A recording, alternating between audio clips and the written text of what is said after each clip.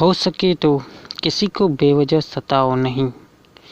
पता नहीं वह कब तुम्हारे लिए देवदूत बनकर खड़ा हो जाए। स्त्रियों को हमेशा सम्मान दो। गांव की एक खूबसूरत नव युवती अपने 3 साल के बच्चे को चिड़ियाघर घुमा रही थी।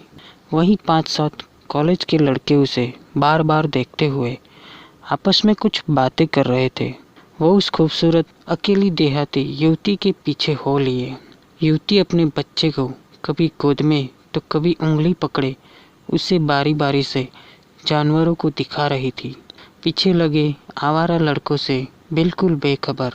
चलती है क्या 9 से 12 फिल्मी गाने गाते वो उसे कट मारकर अट्टहास करते आगे निकल गए। युवती ने उन पर ध्यान नहीं दिया। वो हिरन के बाड़े के पास अपने बच्चे को उन्हें दिखा रही थी। बच्चा चहकता हुआ उन्हें देख रहा था। आवारा लड़के उस युवती को घूर रहे थे। वो लड़के बगल में ही शेर के बाड़े के पास जोर से उसे देख फप्तियाँ कस रहे थे। उनमें से एक लड़का पूरे जोश में था। बाड़े के ऊपर लगे ग्रिल पर बैठ पत्ते गाने गा रहा था। युवती बच्चे को लिए शेर को दिखाने बढ़ चली थी। युवती को देख ऐसा प्रतीत हो रहा था कि उसे उन लड़कों से तनिक भी भय नहीं, या वो उन्हें अनदेखा अनसुना कर रही है। युवक अति उत्साहित हो उठा। सभी ठहाके लगा रहे थे। युवती बाड़े के पास पहुंच चुकी थी। तभी बाड़े के ऊपर चढ़ा लड़का लड़खड़ाते हुए बाड़े के अंदर गिर पड़ा। लोगों के होश फाख्ता हो गए। बाड़े से दूर बैठा शेर उठ चुका था। उसने घुराते हुए कदम धीरे धीरे लड़के की तरफ बढ़ाए। उसके दोस्त असहाय होकर खड़े थे और सिर्फ चिल्ला रहे थे।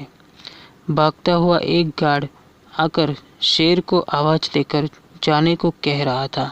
1 मिनट के भीतर अफरा तफरी मच चुकी थी। शेर को आता देख गिरा हुआ लड़का डर से कांप रहा था। उसके जोश के साथ शायद होश भी ठंडे पड़ चुके थे।